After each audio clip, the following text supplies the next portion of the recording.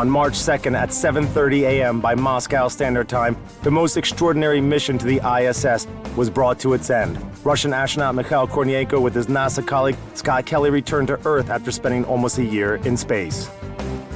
Welcome home, Mikhail Borisovich. Take him. Careful. Be cautious. Put him down. Okay. That's it. Now drop off. While on his mission, Mikhail Kornienko has been the host of a documentary about life on board the ISS. Today, you'll learn about the last day of this one-year mission and find out more about the work done by the Special Search and Rescue Team conducting the astronaut retrieval operations. You'll see the exclusive videos made at the moment of the landing that were never broadcast on TV before.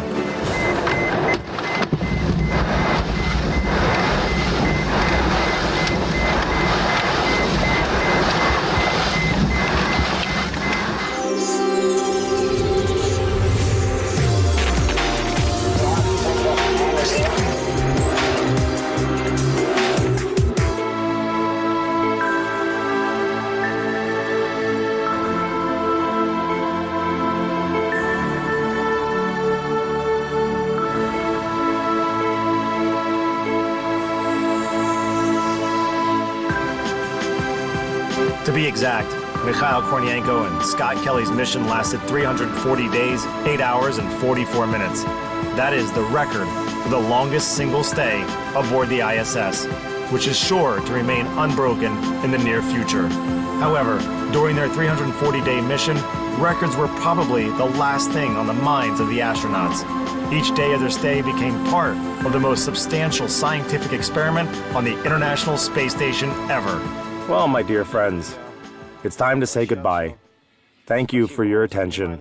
Thank you for being so supportive during this hard year. We're returning home. Staying here are 3 astronauts, 3 friends of ours, Yuri Malachenko, Tim Kopra, and Tim Peake. A bit later, a new crew of 3 other astronauts will join them. Here I leave a part of myself. I hope one day I'll come back to the ISS and meet you again.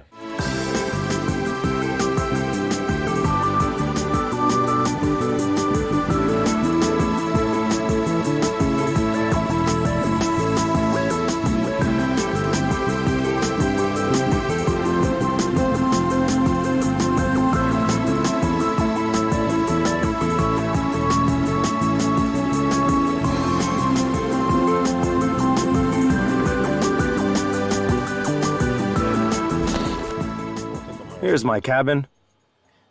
I've already taken off the crew emblem. There's a tradition to hang an emblem over the entry. The cabin is empty at this moment. Yesterday I conducted a special cleaning procedure that took 3 hours. To do that, I had to halfway disassemble it, clean all the air ducts, as ventilation is crucially important. We can't do without it in space. Yes, that's my cabin. The computers are left here and wait for the next crew. Probably Oleg Skripochka will live here after I leave. Well, these are packages, small bags, which are always useful for storing various things. That's the way it is. As you see, my sleeping bag that should be fixed along this even surface is already packed. We're getting ready for the departure, dear televiewers. And now a small piece of mirror. Dear televiewers, this is our friend Tim Kopra, commander of the ISS. Now he's got some work to do, and before leaving, he wants to address you with a few kind and warm farewell words. Tim, please. Thanks, Misha. I would just like to say, as the brand new commander of Expedition 47, and having been a crew member on Expedition 46 with Misha, it has been such a pleasure to get to know Misha and work with him. I consider him a great friend and an outstanding astronaut and colleague. And thank you so much. And I would also like to say that we have this orbiting laboratory, and I'm so grateful for the work that Misha has done here on this great mission. Thank you, Tim. Hello, I'm Tim Peake on board the International Space Station, and it's been a huge privilege to be up here to be serving with my fellow crewmates. We're a fantastic orbiting laboratory here in space, doing great science every day and maintaining this wonderful outpost in space as well. It's been a pleasure to serve with my Russian crewmates, and I've really enjoyed working with Mikhail Kornienko and wish him a safe and successful landing today, and of course Sergei Volkov as well. Thank you. Thank you, Tim. Thanks a lot. Let's shake hands. Thank you. Thank you for your warm wishes. And Commander Scott Kelly, my friend and partner on the one-year mission.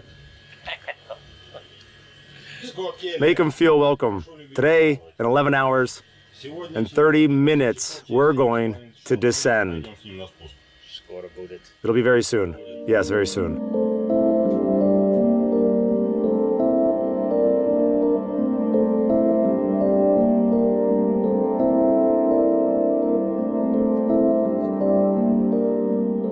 And a small piece of Earth from a viewing port of the American Module Lab.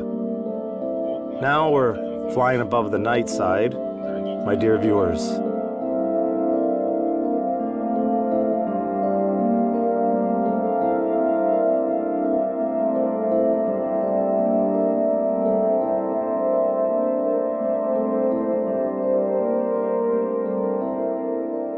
During this mission, Mikhail Kornienko has made the most peculiar journey around the world.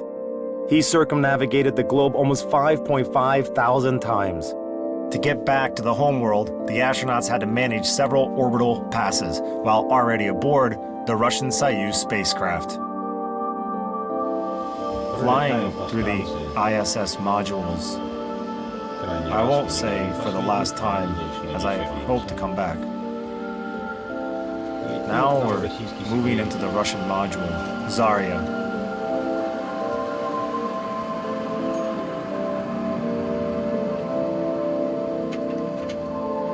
Also known as FGB. By the moment when Mikhail Kornienko was making this video, the ground personnel were already fully prepared to meet the astronauts. The search and rescue team, that is most of its members, was monitoring the localities near the settlement of Zhezkazgan in Karaganda region, where the capsule was to land. A few helicopter teams and some ground personnel controlled the secondary landing sites, and several crews and all-terrain vehicles were in the vicinity of the touchdown aim point, 150 kilometers southeast of Zhezkazgan.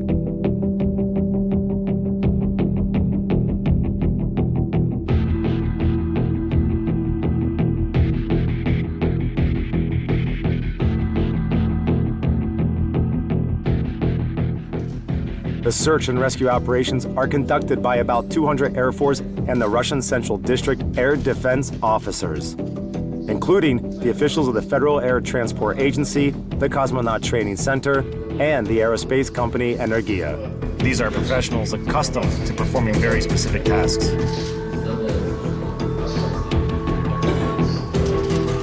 talked to the flight director this morning, everything is going well. 2 days before the touchdown, Karaganda witnessed a general meeting of all the military and officials taking part in the search operation. By that time, they've been informed about the exact location and time of landing, so the optimum situation applies the examination of both primary and secondary landing sites. Don't touch the red items. Don't approach the exit. That's flight safety precautions. Who's sitting here? You? You'll monitor. The regular crew of this helicopter would hardly need such instructions. But now it's carrying photographers and camera operators who have come to Kazakhstan to welcome the astronauts. The day before the capsule touchdown, journalists, among the others, are flying to the so-called Operation Airfield located in Zhezkazgan. It's the nearest one to the capsule landing site.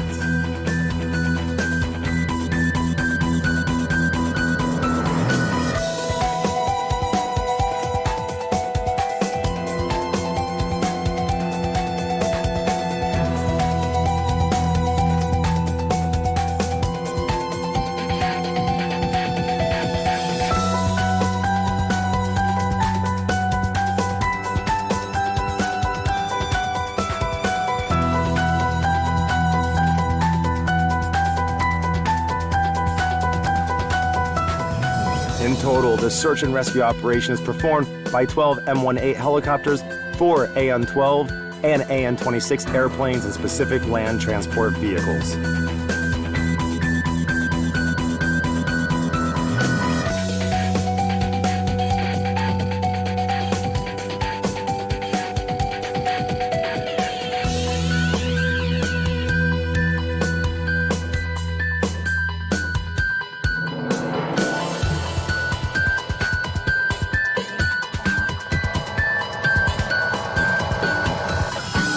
Situation report received. Okay. This is the crew of one of the search and recovery vehicles. Our camera operator has been traveling with them for 24 hours already. He was the only journalist who was allowed to join the land-based search team. So you're lucky to watch the most exclusive video.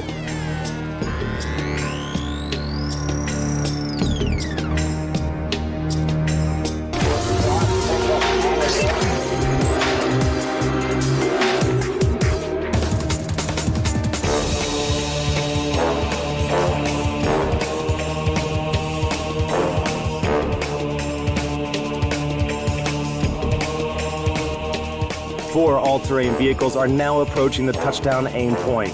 At the same time, other two are going to the secondary landing site. The land-based search team is to reach the aim point well in advance so that it could send the data about the actual weather and atmosphere pressure to the Mission Control Center.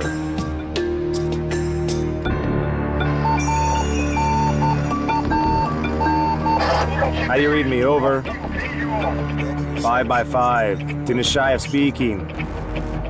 The crew as well, that's essential. Sometimes, due to poor weather conditions for flying, only land transport vehicles happen to reach the aim point. In such cases, they set to retrieving the astronauts on their own. But even for all-terrain vehicles, early March turns out not to be the best time for crossing the grassland. One of the vehicles got stuck in mud, and everyone has to dig it out and push. Finally, even the cameraman put his camera down and grabs a shovel.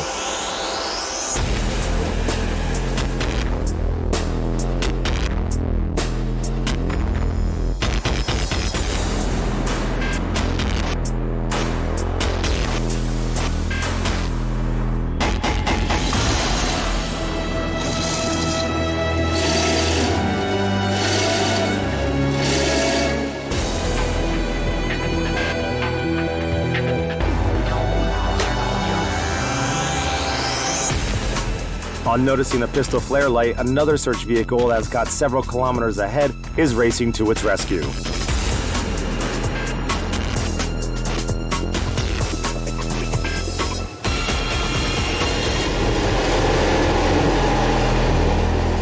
The remaining distance they are covering together just to be on the safe side.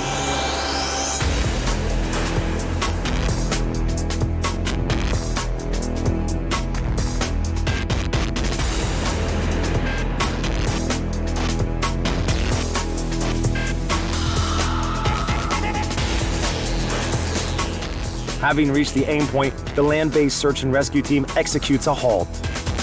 The crewmen are getting ready to sleep in the cars. Only a few more hours are left before the capsule touchdown.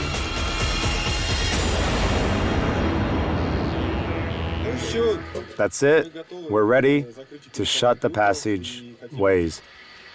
And we'd like to say goodbye to everyone and thanks.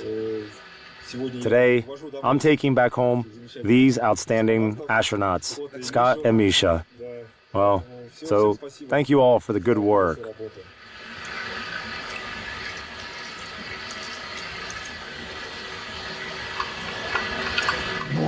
It's been a long time. The former crewmen, especially Scott and Misha, have got tremendous achievements during their one-year mission. We're really grateful to the crew for its work and also want to thank the engineers and managers of our mission control centers in Houston, Moscow, Munich, and Cuba. Thank you for your work and good luck and goodbye. Okay, let's say goodbye and we'll leave. That's it. Thank you for everything. Everything will be tickety-boo. Make yourself comfortable. Bye. Bye. Goodbye.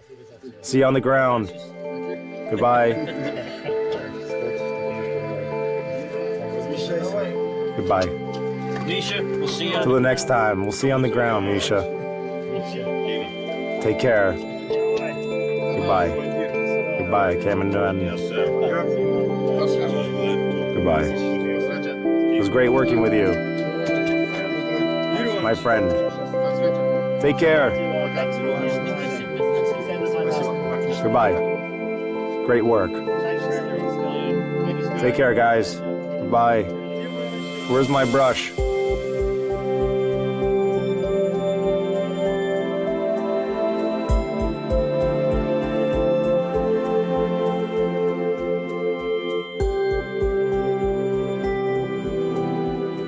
The few photos taken as mementos, and we can close the passageways.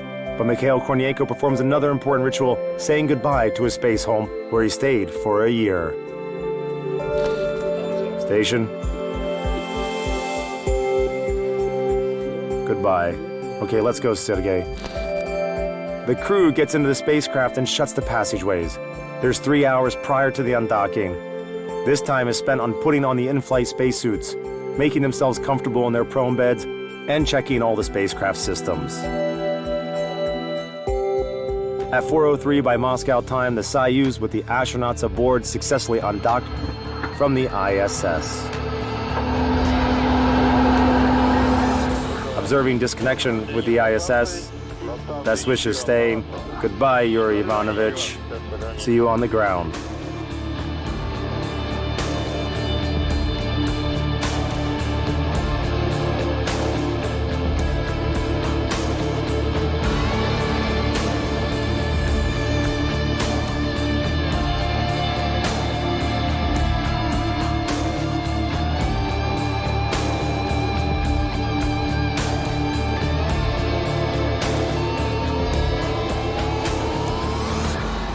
Okay, fine, thank you.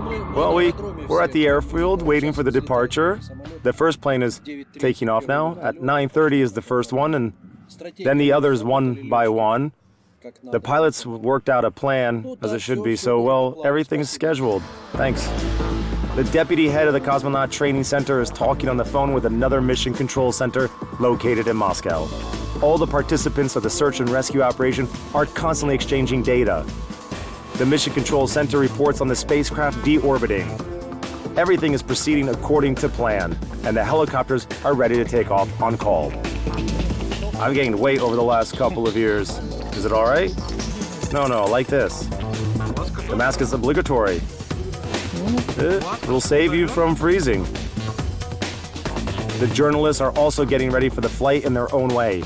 The safety harnesses must be fastened, as the photos and videos of landings are always done with an open door. The places are chosen in advance so that all could capture the desired views.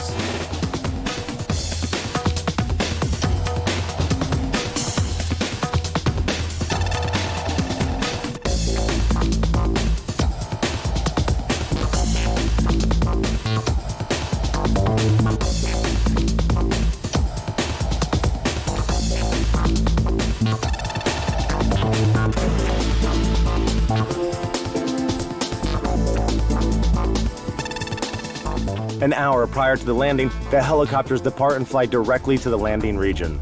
At the same moment in space, the most curious things are happening. The 2-hour undocked flight of the space vehicle has come to an end, and the space propulsion system produces a retrograde burn necessary for the Soyuz deorbiting.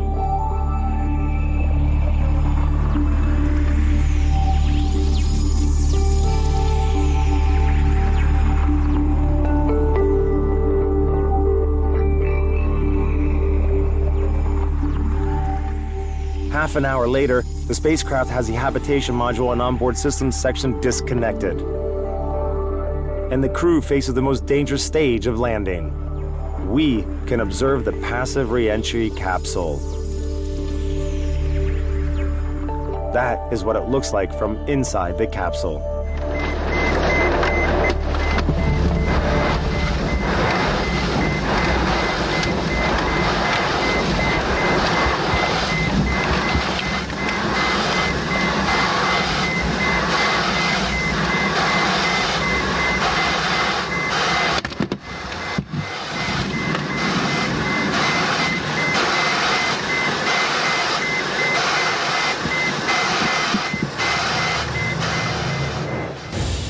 crewmen feel the impact of sustained acceleration that amounts to 4G, and if the capsule has a free flight trajectory, its level can be even higher.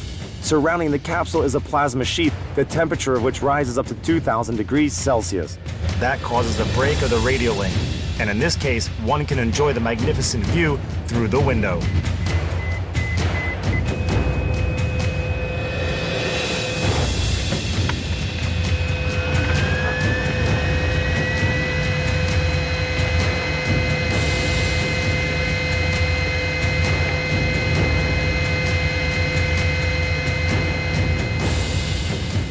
For several minutes, the descending capsule is approaching Earth's surface with lightning speed. After the re-entry deceleration, the parachutes open. Firstly, the auxiliary one, and then the main one. Here starts the smooth phase of landing, and at that moment, everything is already under control.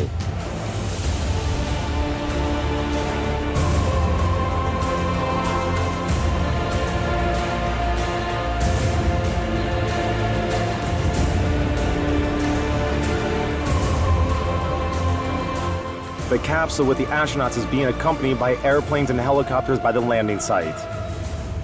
That's a great example of aerobatic maneuvering, to say the least of it, as more than 10 crafts are hugging the ground in the same small area.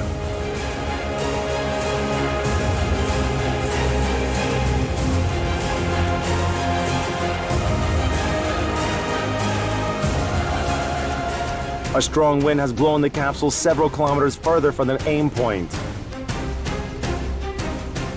But in a couple of minutes, almost all the participants of the search and rescue operation have reached it.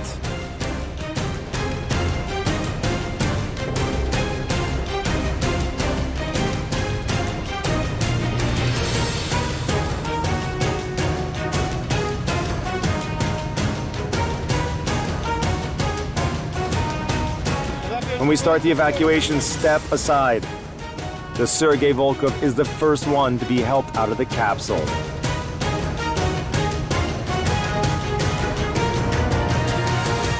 Then came Scott Kelly's turn. Hail to American heroes. Scott, well done.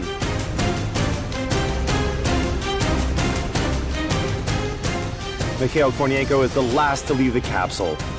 Now his one-year mission can be considered completed. Mikhail Borisovich, welcome home. Okay, take him. Careful. Put him down. Down, down.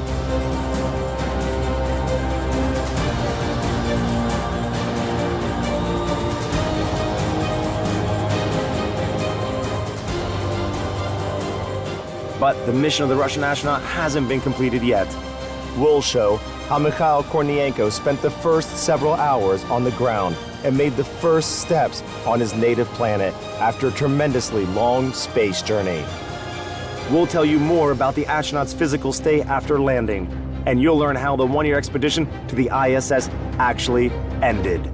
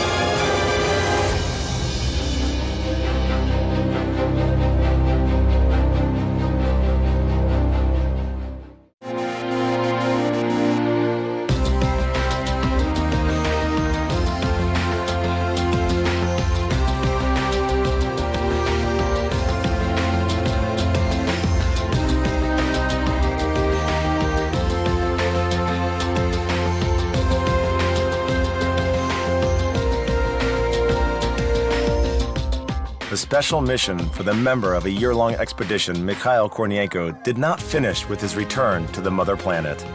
The cosmonaut participated in various experiments, underwent tests, and was under medical control for another 3 weeks.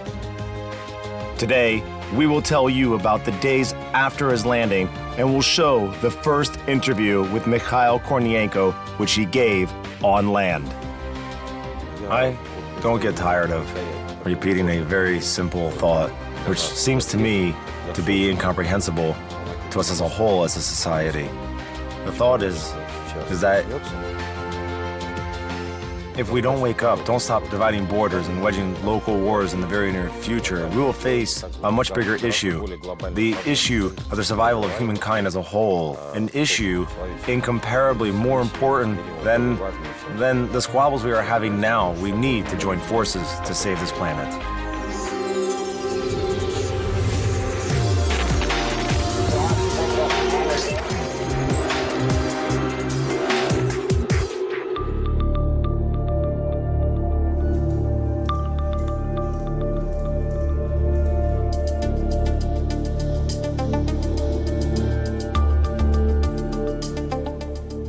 This is only the 4th day on Earth for Mikhail Kornienko, and he's already back in his spacesuit. According to the objective of this experiment, the cosmonaut is supposed to land on the surface of a makeshift planet. The researchers and doctors need to understand how a man feels who has spent an entire year in zero gravity, and if he is ready to land on Mars after such a long journey.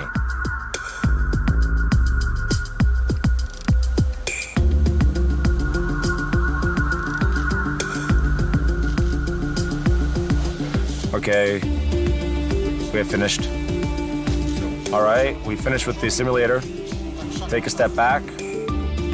The research program of the space expedition is not finished with the landing of the capsule. Even more so when it's a special expedition like the one of Mikhail Kornienko. Some tests are conducted straight away after the landing. Others will take a year and a half. So far, we do not know the results that will be obtained.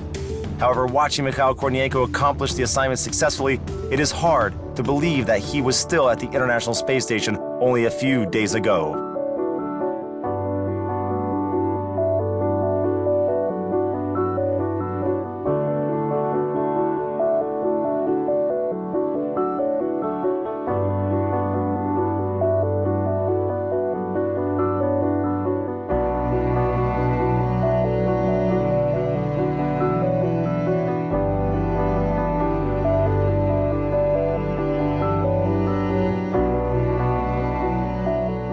Compared to a year in space, the 3.5 hours that the return journey takes must seem like a piece of cake. However, it is one of the most dangerous and challenging stages of the space expedition. All right, we are ready to shut the passageways. We would like to say goodbye to everyone now and thank you. Today, I'm taking home these wonderful astronauts, Scott and Misha.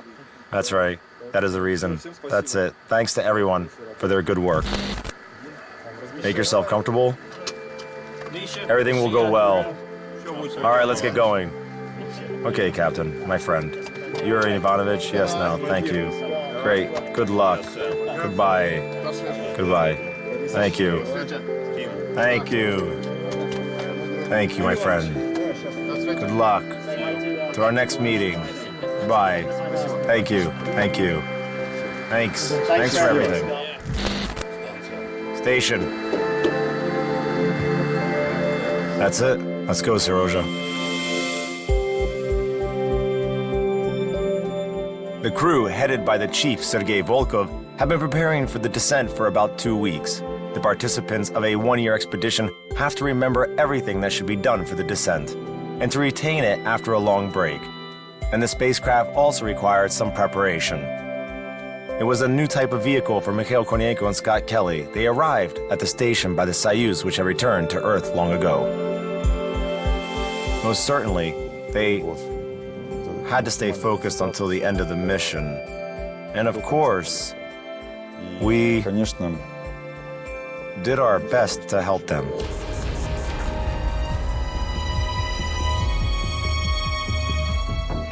I register separation from the station. Best wishes to all staying at the station. Goodbye, Yuri Ivanovich. Goodbye.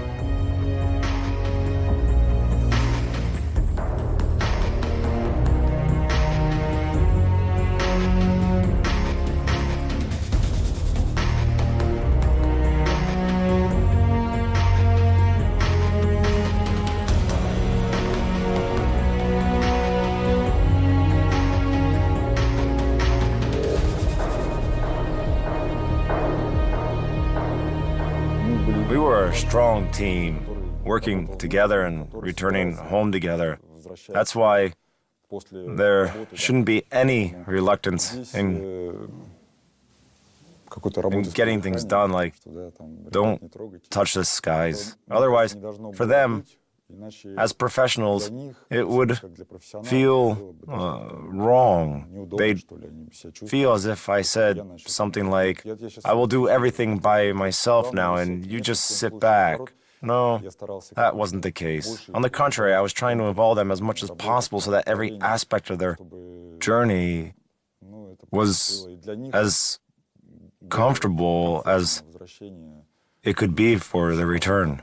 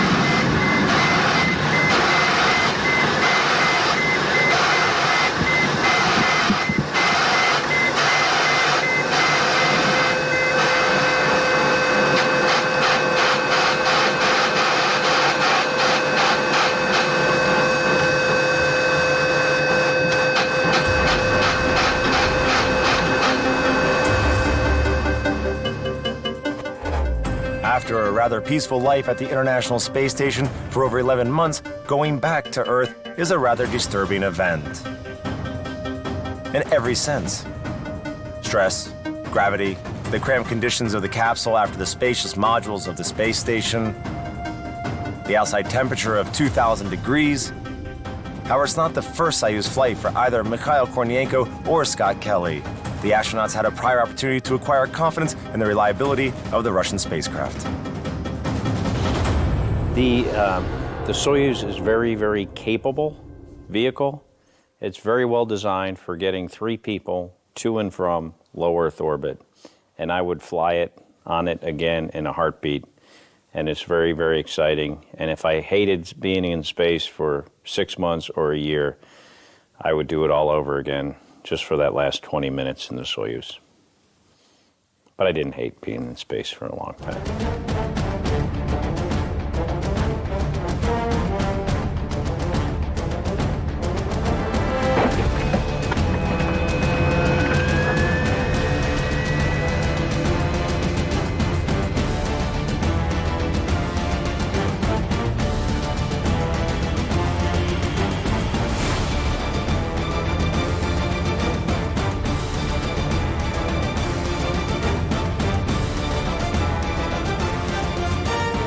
The descent capsule will land at 7:29 a.m. Moscow time, 147 kilometers away from the town of Zhezkazgan in the center of Kazakhstan.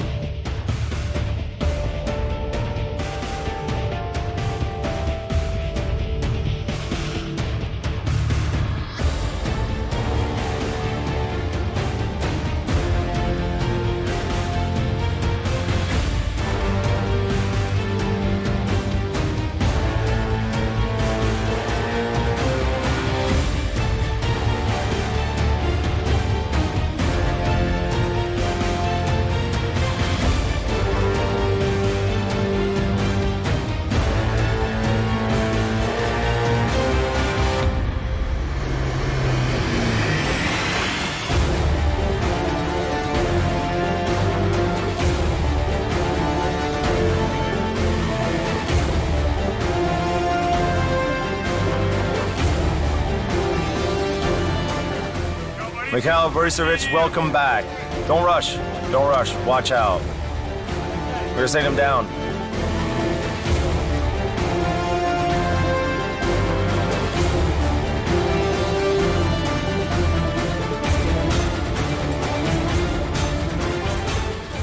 Initially, the plan was for Mikhail Kornienko and Scott Kelly to get out of the descent capsule all by themselves.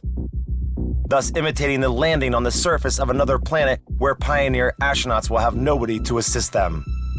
However, on the day of the landing, this idea was dismissed. Welcome back. Thank you. How are you? Are you okay? All right, please move away. Being in space for a year is a hard time. Yeah, I know it's been suggested that Misha and I really weren't in space because we looked so good coming out of the capsule, but I can assure you we were there. And yeah, it's not easy living in space for that long, but we were excited to get home, and I think our enthusiasm for getting back to Earth made us look maybe a little bit better than how we felt coming out of the capsule.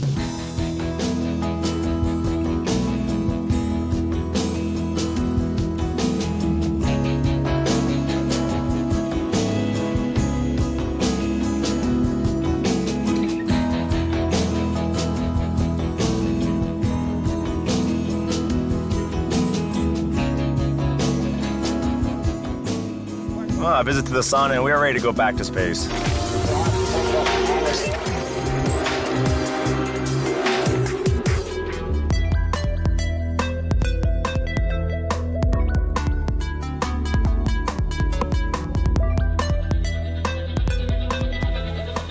How does the Earth's air feel to you after the station? What are you saying?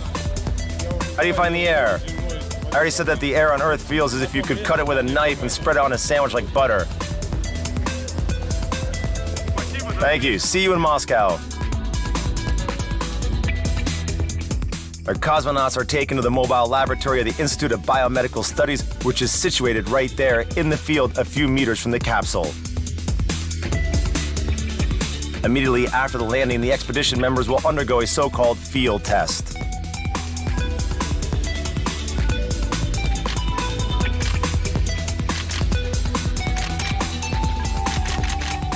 After a lengthy spaceflight, the simple act of sitting on a chair appears to be a challenge. However, Mikhail Kornienko is managing quite well. The cosmonaut was somewhat prepared for the fact that he would not have much opportunity to rest after the flight due to the immense interest from the science world in the members of a year-long space expedition. 5, 6, 7, 8. It is important for researchers to determine the time required for the cosmonaut to adapt after the landing. The field test includes simple movements, for instance, standing up from a seated position and walking on an even surface.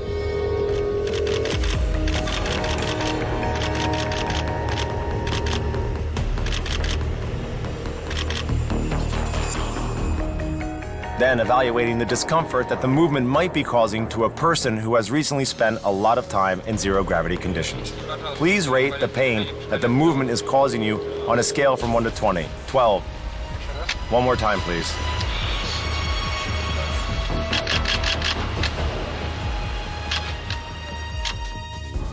I feel pain in my knees, and it's mainly the musculoskeletal system which suffers, and the vestibular system. Everything has its price, everything. The law of energy conservation, if I was suspended in zero gravity for 6 to 12 months, Earth is accepting me tenderly, yet causing some discomfort, and all body systems must reacquaint themselves with the Earth's conditions. That's it in brief, and it's not a particularly enjoyable process.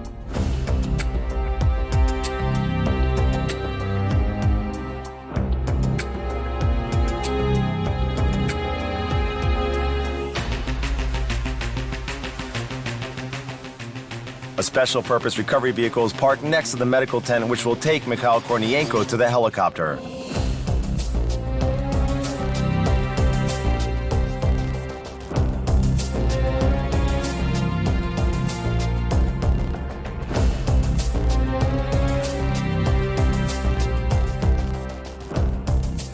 The cosmonaut is being supported when he walks, but these are the actual first steps he's taken on the mother planet, not a part of a medical experiment. The trip back home continues.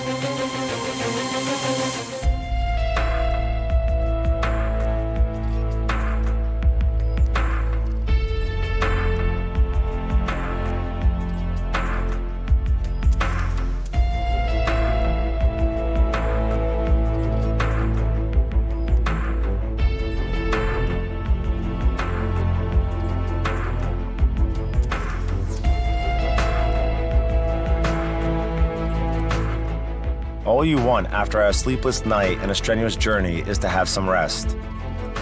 But everyone on the helicopter wants to take a photo and get an autograph. It doesn't happen every day that you find yourself on board with a living legend who has spent an entire year in outer space.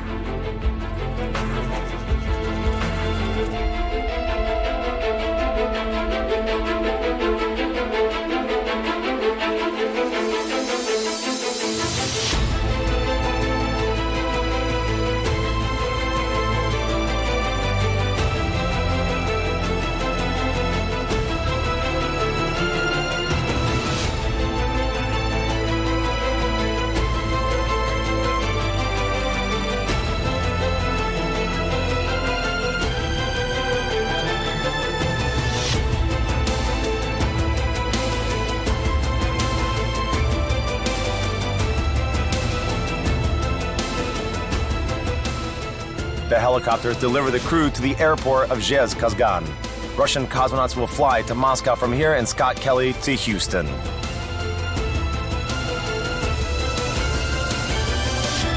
You know, from like vestibularly, from like a balance and dizziness perspective, I felt really good. I was a lot more sore than I was last time. My legs and muscles were stiff. I had some unusual, like a burning sensation on my skin for a few days. So compared to my last flight, which was 159 days, I definitely felt worse, you know, in the preceding couple of weeks after spaceflight. But the good news is I feel better every day. I tried to prove, and I think I succeeded in that I can get the better of youth. Age 55. I had my 50th birthday in orbit, and I also celebrated my 55th birthday there, and now I am recovering very, very fast.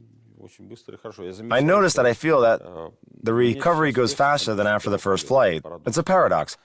I stayed in outer space twice the length of the previous flight, yet I'm recovering much faster. It's important to live correctly before the flight, during the flight, just generally. Sport is the foundation of everything. I am saying some banal things, but that's okay. I swim 1 kilometer a day.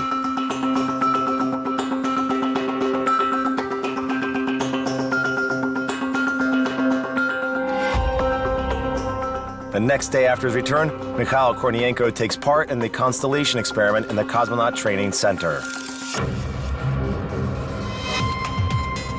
The first stage is a centrifugal ride, which is one of the most difficult exercises in the space training program. Let's wish the cosmonaut good luck. Close the cabin.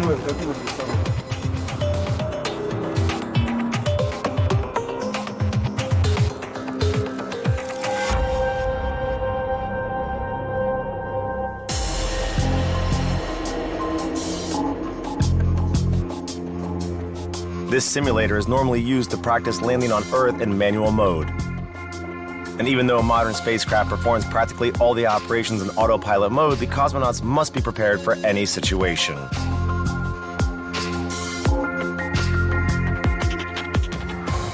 Mikhail Kornienko executed his descent from orbit, from re-entry into the atmosphere to the triggering of the parachute system. His physical condition is appraised by the doctors, and we are appraising his skill in performing such a descent.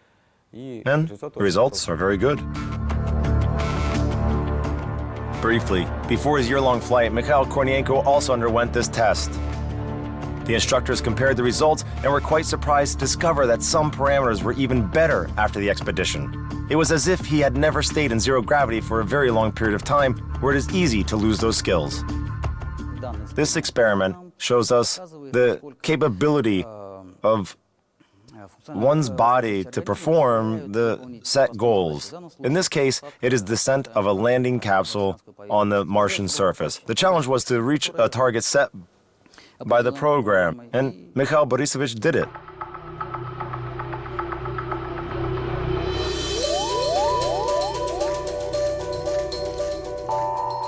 However, what can a man do after such a lengthy flight?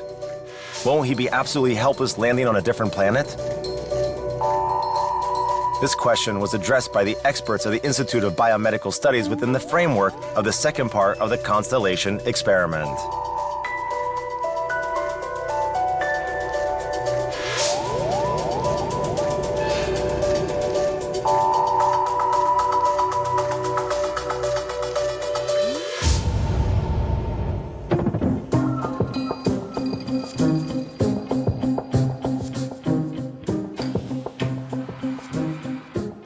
goal of the experiment is to prove that a cosmonaut is capable of working in a normal way after having spent a year in zero-gravity conditions. Mikhail Kornienko shall complete a number of assignments. It's no secret that on the 4th day after the landing, simply walking causes discomfort, and the cosmonaut must perform a few actions dressed in a spacesuit, which is quite uncomfortable by human standards. We are moving to the operating area for the opening of an exit hatch. We are starting to open the exit hatch. The exit hatch is open.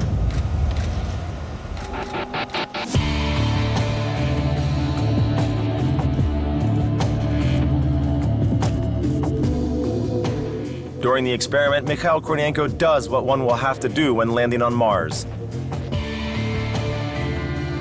He works with different tools, operates a virtual robot, opens and closes the exit hatch, moves a lot in his spacesuit.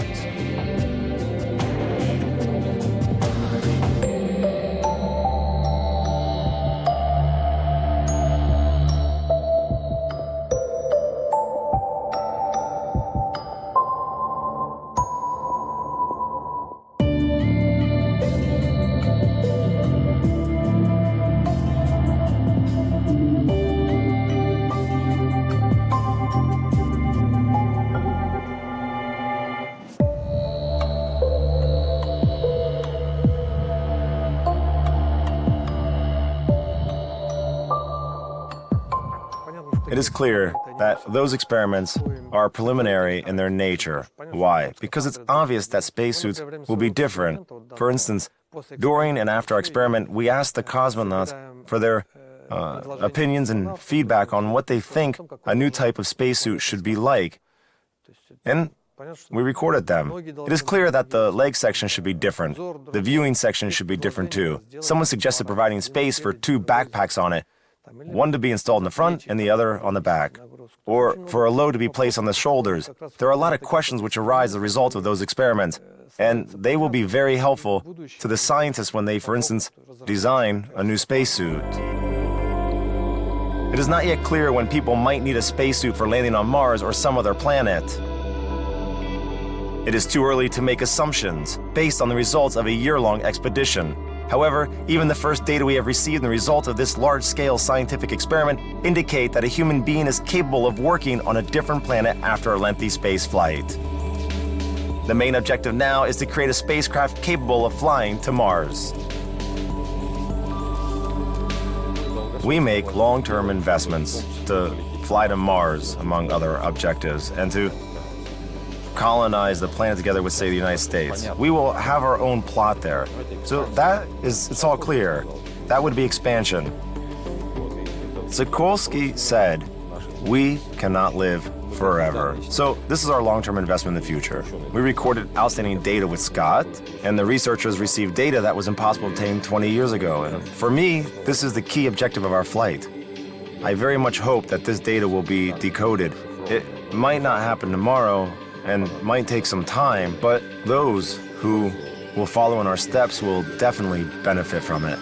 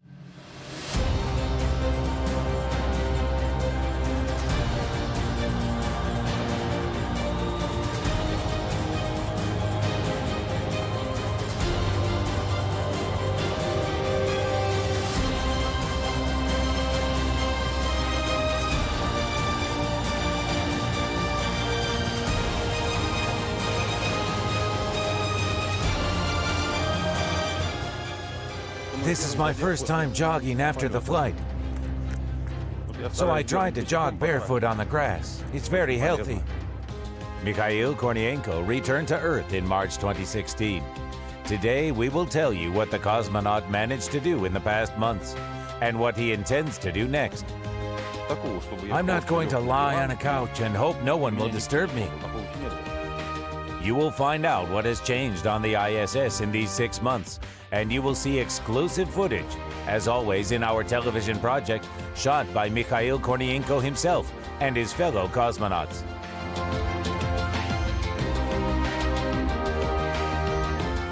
Our scientific program, 90 Days After the Flight, is completed.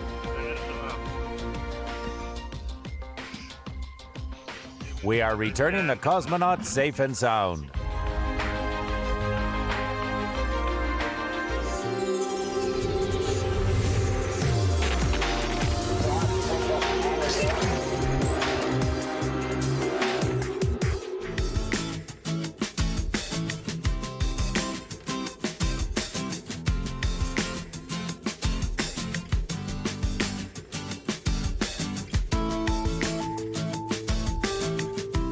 Saturday, the end of July. It's the 150th day after the flight. Mikhail Kornienko has a day off. It begins, however, like any other day of the cosmonaut, with morning exercises. Mikhail Borisovich is in great shape as always.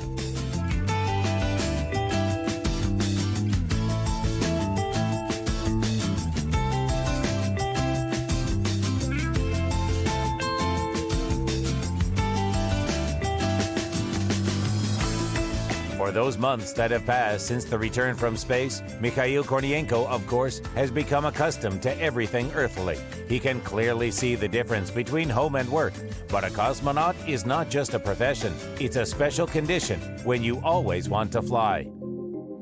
Greetings to the viewers of the TV channel Science 2.0 from the International Space Station. My name is Oleg Skripachka. I am a flight engineer of the 48th expedition to the ISS. This is my second flight into space. Since my colleague cosmonaut Mikhail Borisovich Kornienko completed his annual flight and returned to Earth, here at the station something has changed. And now we'll tell you about it.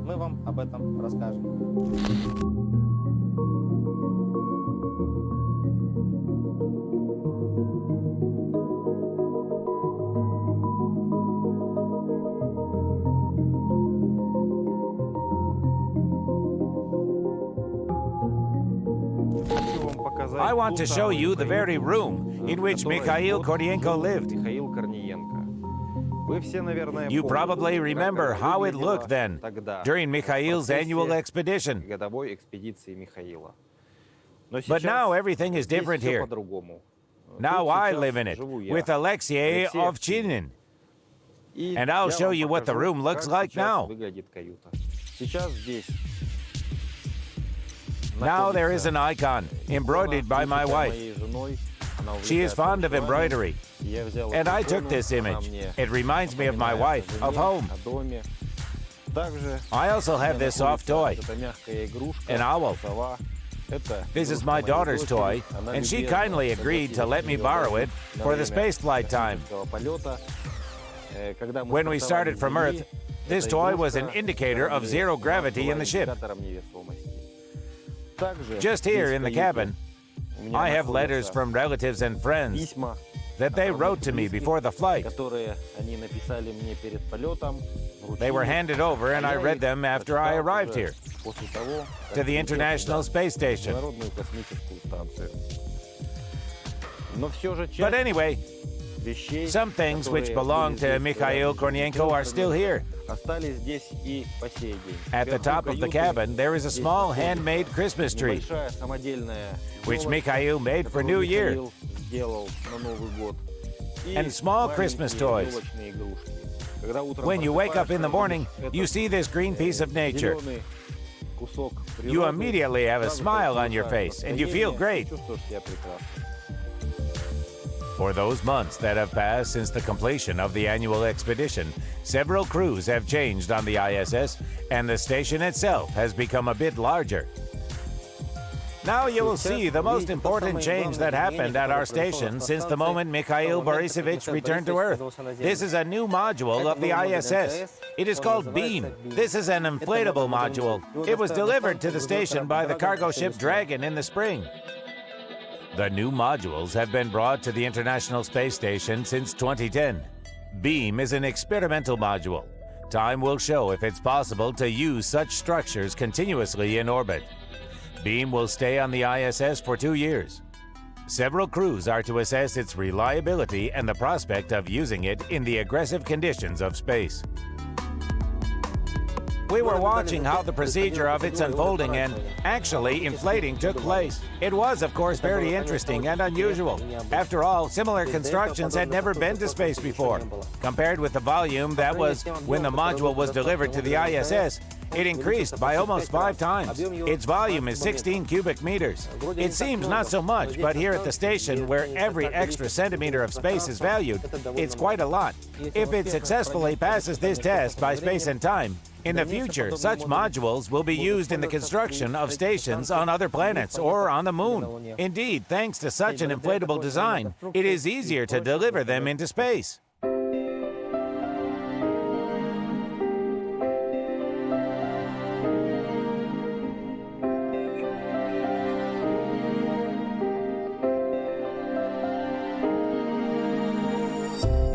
Hey, everybody. I saw you on TV. Hi. That's it, sit down. How are you feeling? Don't even think I feel bad. Everything is all right. Hello, Anna. Good afternoon, were you walking? Sort of. I'm going to do this again. When the testing of the new module began on the ISS, Mikhail Kornienko only returned to the Star City from the sanatorium where the post-flight rehabilitation of cosmonauts is taking place. Well, in general, this is quite a busy time too. Strangely enough, it is post-flight rehabilitation. It's experiments, first of all, medicine and so on. And then do not forget that for a year, I've accumulated a lot of tasks at home that I need to do. Now I'm trying to find some time in order to do these tasks. There are going to be further trips. They are planned already. I'm leaving tomorrow to Samara, arrive in a day, then fly to Houston. And this kind of whirlwind goes on. So, I always have some flights. I've never actually had free time so that I could lie down on a sofa and nobody would disturb me. It's never happened. For the first time after landing, Mikhail Kornienko is in the simulators room of the Russian segment of the ISS. Here, during the preparation for the annual flight to the space station, he spent many days training. Just as it used to be. SO, MRM-1, MRM-2. There is a proposed node module that they are going to launch. That is, I do not see any specific changes. Well, there's a mixed feeling and a little nostalgia. And as if I'm going to the station again, and I've just recently returned from it. The annual flight is not the end of the space career. Mikhail Kornienko hopes to fly to the ISS at least once more. The long expedition did not discourage his desire to work away from Earth. Rather, it's vice versa. The first flight is still not enough. Yes, in 2 flights, you already become a professional. Well, a year flight, it doubles, I think.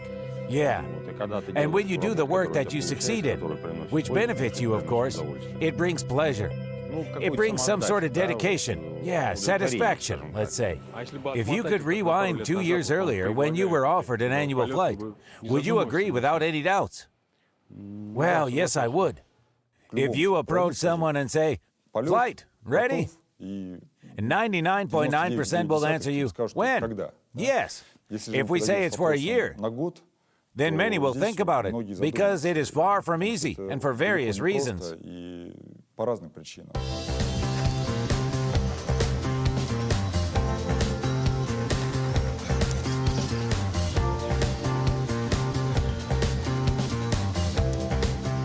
Open air is the most important. It's good for health. They came up with a good idea. So here I do a warm-up, jogging, and then go to the gym. Anyway, open air is open air. It's fine. So, well, I'm going to jog. This is your first time out on the track, isn't it? This is my first time jogging after the flight. So I tried to jog barefoot on the grass. It's very healthy. Why first? It seems that 2 months have passed. But my knees require a very careful attitude after a long period of weightlessness. And I gave the joints some time to get back to normal. Because the last time I had problems, when I started doing exercises immediately after the flight, I began to jog and I started having problems with the joints. Now, here I'm accurate with this grass, earth. This is energy. The earth gives me energy.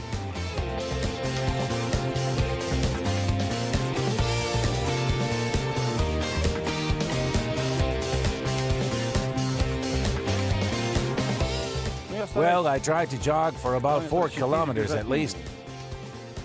So when I'm back to normal, it's better to be 5.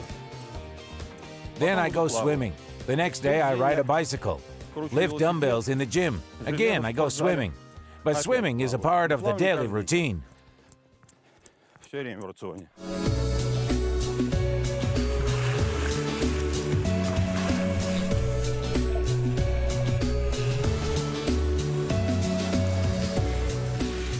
Swimming is Mikhail Kornienko's favorite sport. The cosmonaut missed it very much during the long expedition. The next day after the landing, Mikhail Borisovich went to the pool in Star City.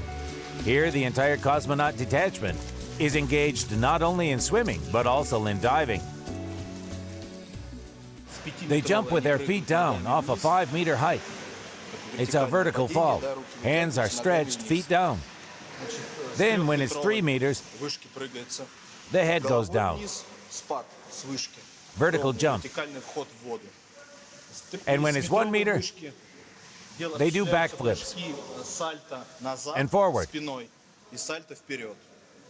This is done to develop the vestibular apparatus and coordinate the movement in free fall.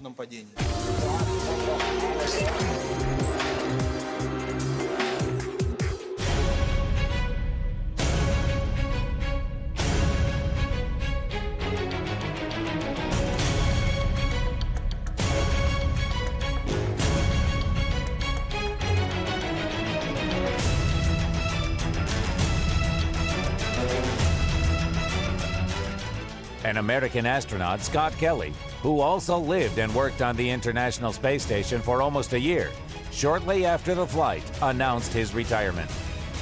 You know, at some point in our lives, we have to decide whether we're going to do other things. And I'm committed to doing the post-flight medical experiments and debriefs for at least 9 months. And I'll continue to do that. It was just me not being a government employee at the same time. Just gives me the opportunity to do some other things and take advantage of some opportunities that exist. So, at home in the United States after the annual expedition, he was greeted as a national hero. And this is understandable, because in the history of Soviet-Russian cosmonauts, if there were long expeditions, Scott Kelly was the first American to have lived in space for 11 months without a break.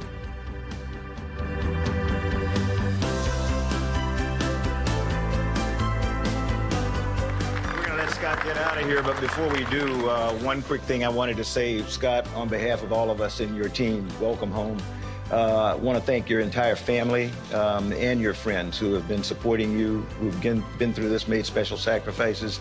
I think all of you heard Scott talk about the fact that his flight was another step on the journey to Mars, and he has done an incredible job. People love you. They love everything you've done. So on behalf of all of us, welcome back.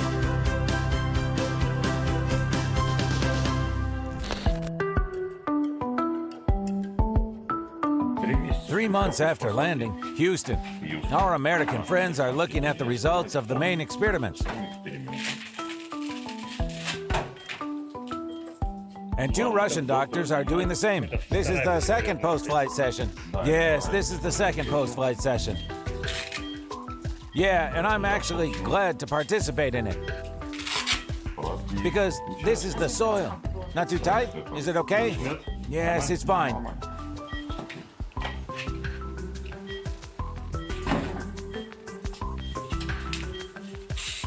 This is good, useful work for cosmonautics, for further development of long flights. Several more sessions are ahead of us. Oh, 180 and 360. Yes, the days after landing. This is September and March 2017. NASA Space Center. Mikhail Kornienko came here specially for a planned survey and participation in the ground phase of the experiment, which began before the annual flight to the station and continued on the ISS during the whole expedition. Misha, you're doing well. Well done. Good, Mikhail Borisovich.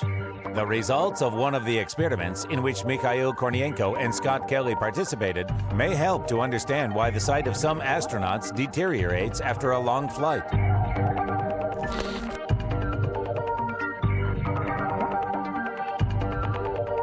One of the hypotheses explains that these unfavorable changes occur due to different ways of liquids moving in the body on Earth and in space.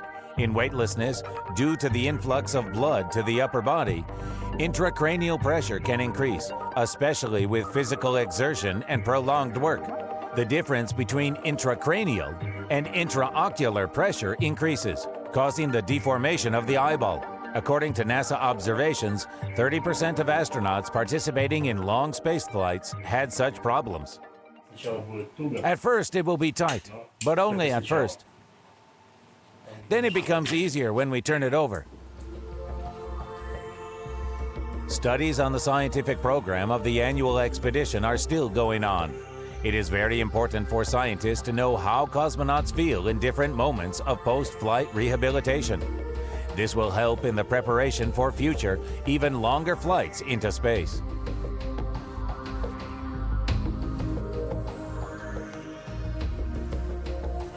Done! Cheers! Our scientific program 90 days after the flight is completed.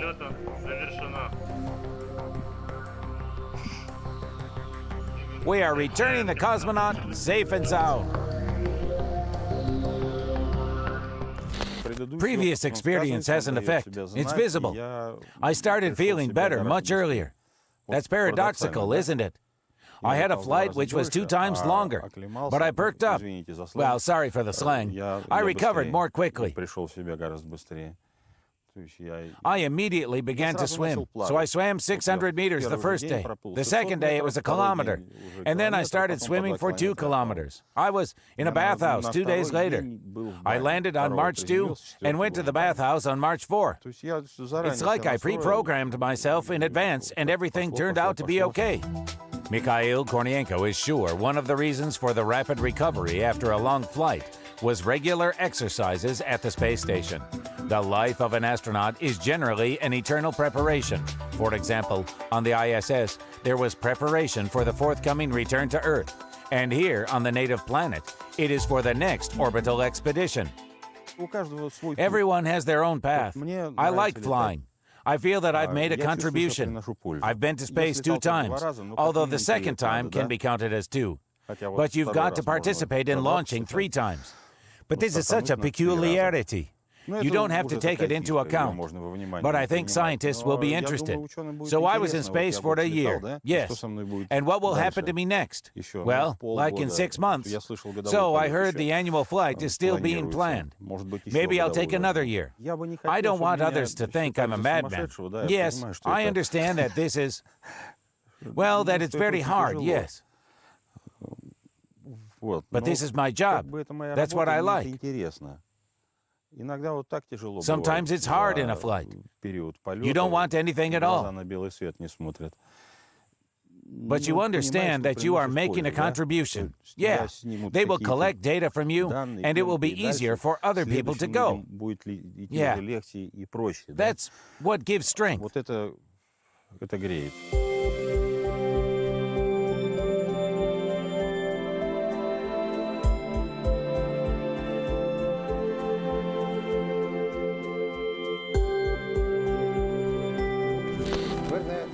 You probably noticed that when you watch videos shot on the ISS, there is music or radio on the background that we love a lot. This is very helpful here, far from Earth, from home, from relatives. And without music, it would probably be much more difficult for us. And for many years now, this musical instrument has been at our station.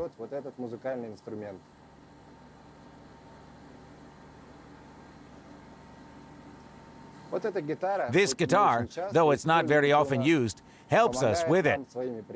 Familiar, earthly, native sounds. Some cosmonauts are good at playing. Some know 3 chords. But in space, this is enough to cheer us up. Sing something together. The guitar was brought to the station in August 2001 by the members of the 3rd expedition to the ISS, Frank Kulbertson, Vladimir Dezhurov, and Mikhail Churin. By the way, Mikhail Borisovich Kornienko, during the flight, sometimes took the instrument in his hands and played something too. I won't even try now. It will be embarrassing. I could at the station. The listeners were grateful there. La and mi, yeah, and then la. Well, kind of, yes. There are 3 chords. Cool. Together with our film crew, a poet and musician, Herbert Morales, the son of a Cuban revolutionary, Leopoldo Morales, a comrade in arms of Che Guevara, came to visit Mikhail Kornienko's dacha. Herbert followed the flight of Mikhail Borisovich thanks to the TV project Year in Space. He even initiated the creation of an unofficial cosmonaut fan club. I really liked the reaction of my friends in America. I showed them the movie Year in Space. They watched it several times. They sat down to eat when you were talking about what you eat there. At those moments, they had dinners, lunches, because they also thought that they were eating in space. It's certainly very nice. I didn't expect such talents from myself. If this is actually so, then it is very pleasant. Then I have a goal in life, yeah. They are very good people. I didn't fly in vain. They loved you a lot. I felt yesterday, when I found out that I was going to come here, that we need to remember a good song. Ah, that's right. Whittle above the water, oh, whittle above the water. The passage of the water is spread out. The bridegroom at the gate, oh, the bridegroom at the gate, the bridegroom at the gate, waiting for.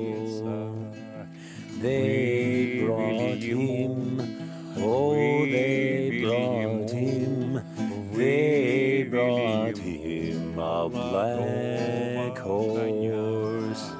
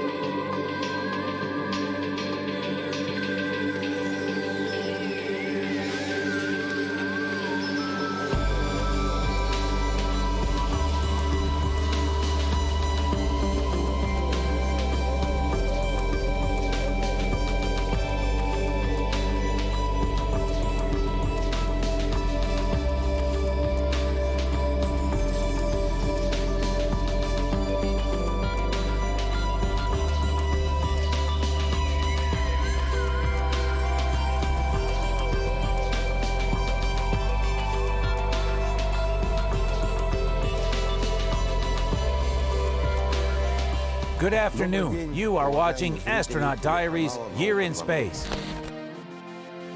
When we were preparing this episode of this TV project for broadcasting, it became known that the doctors gave their go-ahead for the further space training of Mikhail Kornienko. And if nothing changes, his next expedition will take place in 2019.